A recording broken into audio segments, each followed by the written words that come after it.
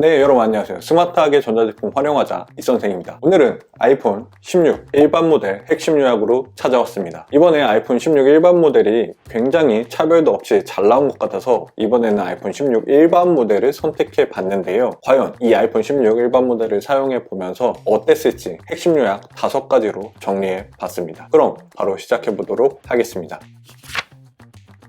핵심 요약 첫 번째는 바로 이 카메라 버튼입니다. 이번 아이폰 16에서 가장 기대했던 기능 중에 하나가 바로 이 카메라 버튼인데요. 이 카메라 버튼 결론부터 말씀드리면 정말 별로였습니다. 이 카메라 버튼이 이렇게 세로로 들었을 때랑 이렇게 가로로 들었을 때 모두 이 위치가 정말 애매합니다. 이렇게 가로로 들었을 때는 보통 우리가 사진을 이렇게 찍잖아요. 그러면 보통 한 이 정도 위치에 있어야 될 것 같은데 이렇게 있어서 사진을 찍을 때 이런 식으로 이렇게 검지손가락을 길게 빼서 이런 식으로 가야 됩니다. 그러다 보면 디스플레이도 자연스럽게 이 손 때문에 가려지게 되는데요. 위치가 일단 정말 애매합니다. 그렇다고 세로로 쓸 때 편하냐?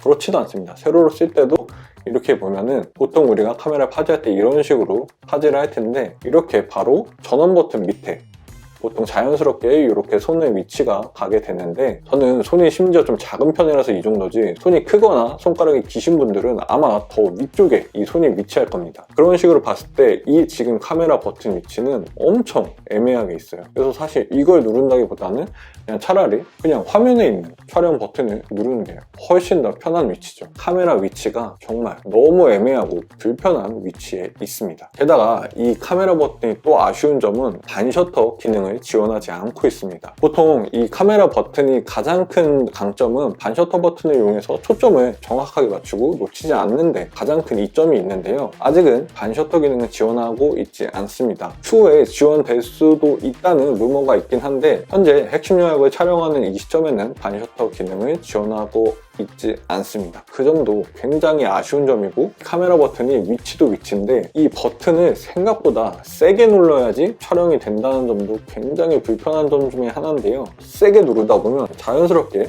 이렇게 폰 자체가 흔들리게 되면서 사진 결과물에도 영향을 끼치게 됩니다. 이 버튼을 세게 눌러야 된다는 그 인식 때문에 좀 더 피사체에 집중 못한다는 느낌? 그런 느낌이 굉장히 강해서 이 버튼의 세기도 제가 실사용하면서 아주 불편했던 점 중에 하나였습니다. 그 외에 이 카메라 버튼을 이용해서 이렇게 스크롤, 문질러주게 되면 여러 가지 옵션 등을 조절해줄 수 있는 기능이 있는데 이 기능 자체는 나쁘지 않고 좋은 기능이라고 생각하고 편리한 면도 있는데 굳이 이 카메라 버튼을 이용해야 되나? 왜냐면 기존의 아이폰 카메라 앱에서 있는 여러 가지 옵션을 조정할 수 있는 인터페이스 자체가 워낙 편했기 때문에 굳이 이걸 이 카메라 버튼을 통해서 해야 하는가? 이걸 하느니 기존의 인터페이스를 통해서 그냥 터치식으로 하는 게 더 편하지 않은가? 라는 의문이 크게 들었습니다. 전반적으로 이 카메라 버튼에 대한 만족도는 굉장히 낮았던 편이고 기대했던 기대치에 비해 굉장히 아쉬웠습니다. 그래서 추후 이 기능에 대한 변화와 업데이트가 있지 않다면 카메라 버튼은 아마 조금 계륵으로 남지 않을까라는 생각이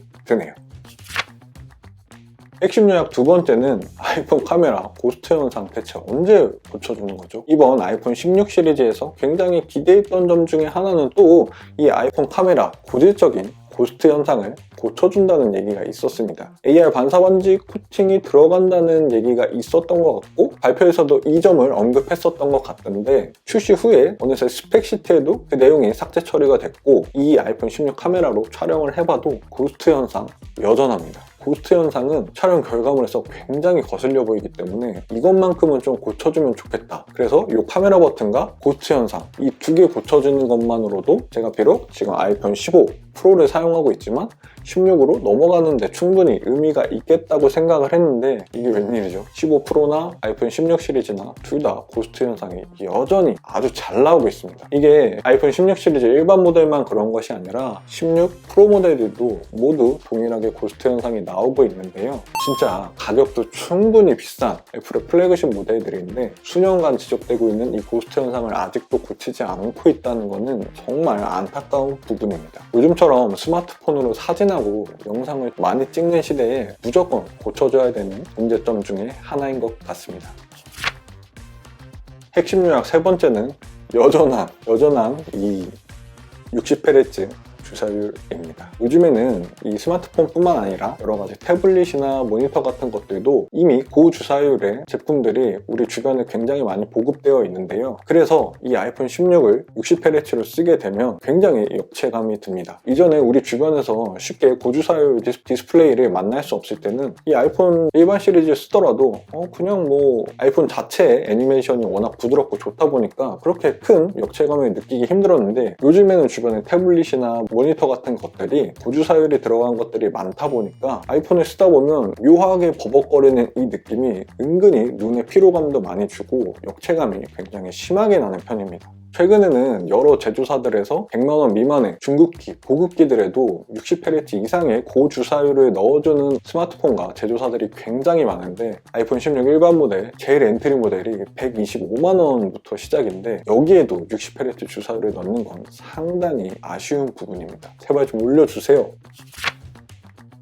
핵심 요약 네 번째는 아주 마음에 드는 디자인과 카메라 배치입니다. 이 아이폰 16 일반 모델의 카메라 배치가 드디어 다시 세로형 배치로 돌아왔는데요. 저는 아이폰 X, 아이폰 X가 처음에 출시할 때 이 세로형 카메라 디자인을 갖고 등장했을 때 그 충격을 아직도 잊지 못하고 있습니다. 물론 좋은 의미에서 충격은 아니었고 굉장히 좀 충격적으로 못생겼다고 느껴져서 임팩트가 컸었는데, 지금 돌이켜보면 아이폰 X, 아이폰 X의 그 스마트폰 디자인이 그 이후로 모든 스마트폰 카메라 디자인의 트렌드가 되고 한 축이 됐었습니다. 마찬가지로 아이폰 16도 그 과거 디자인으로 회귀를 해서 굉장히 카메라 디자인 배치가 아주 마음에 들고 예뻐 보입니다. 실제로 이전 모델까지 쓰던 그 대각선 배치는 뭔가 비율적으로 약간 좀 애매하고 저런 디자인이 있지? 라는 생각을 개인적으로 계속 갖고 있었는데, 이렇게 깔끔하게 세로 배치형으로 나란히 카메라가 배치되니까 정말 예쁜 것 같습니다. 거기에다가 이 아이폰 16의 이번 색상, 무광으로 처리된 이 아이폰 기본형들의 색상이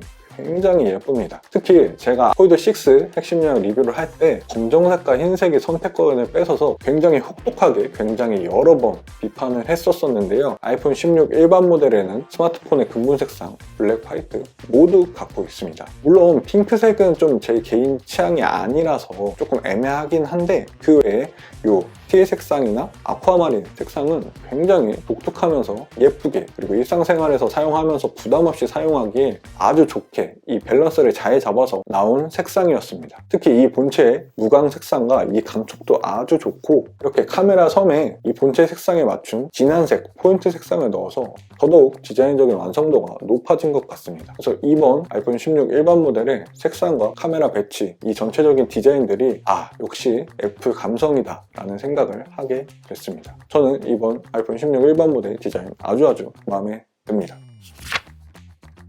핵심 요약 다섯 번째는 아이폰 16 일반 모델도 프로 모델과 동일하게 램 8기가가 들어갔다는 점입니다. 아이폰 16 시리즈는 일반형 모델과 프로 모델 모두 램이 8기가가 탑재되어 있는데요. 보통 애플은 일반 모델과 프로 모델의 램 차이를 항상 두려고 노력해왔고 대부분 그랬습니다. 그런데 이번에는 특이하게 일반 모델도 프로 모델과 동일하게 8기가 램이 탑재되어 있는데요. 그 이유는 애플 인텔리전스 AI 기능을 활용하기 위해서 아마도 최소로 필요한 램 용량이 8기가이기 때문인 것 같습니다. 그래서 어쩔 수 없이 일반 모델과 프로 모델 램을 똑같이 8기가로 맞춰둔 모양새인데요. 요즘 스마트폰 가격이 정말 많이 비싸져서 스마트폰을 한번 구매하시게 되면 굉장히 오랫동안 오랜 기간 스마트폰을 쓰시는 분들이 많을 텐데, 그런 점에서 이 아이폰 16 일반 모델에 램 8기가가 탑재됐다는 점은 굉장히 큰 장점입니다. 이렇게 일반 모델에서 램이 보통 올라가게 되면 굉장히 오랫동안 가성비 있게 활용할 수 있는 모델이 되기 마련인데요. 이번 이 아이폰 16 일반 모델이 바로 그런 모델입니다. 아마 잘 모르겠지만 이번에 아이폰 기본 모델이 램 8기가로 올라갔으니까 다음으로 램이 12기가로 업그레이드된 모델은 아마 아이폰 한 19, 20 정도는 돼야 되지 않을까, 그런 생각도 드는데요. 게다가 이번에 아이폰 16 일반 모델에 들어간 칩셋도 프로 모델과 동일한 A18 칩셋이 들어갔는데요. 세부 스펙에서 약간 차이가 있긴 하지만 동일한 라인에 칩셋이 들어갔다는 것 자체만으로도 프로 모델과 차이가 아주 적은 일반 모델이라는 걸 알 수 있습니다. 이 점 역시도 굉장히 좋은 구매 포인트가 될 겁니다.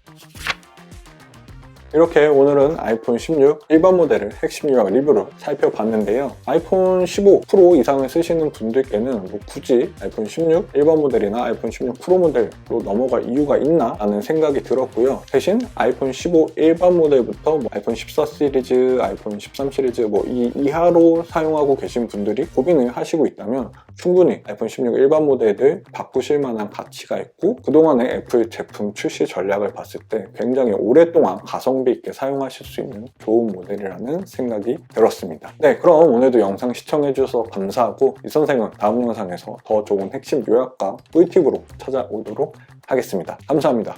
끝!